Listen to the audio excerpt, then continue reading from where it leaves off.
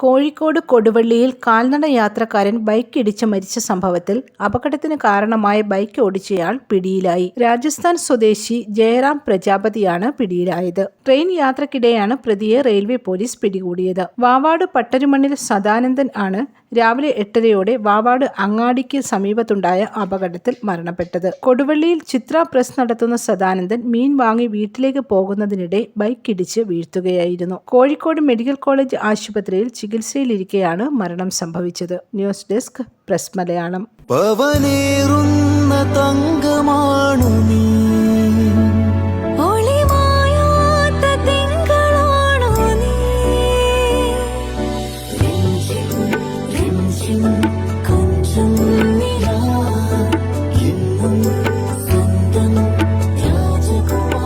Be a Rajakumari.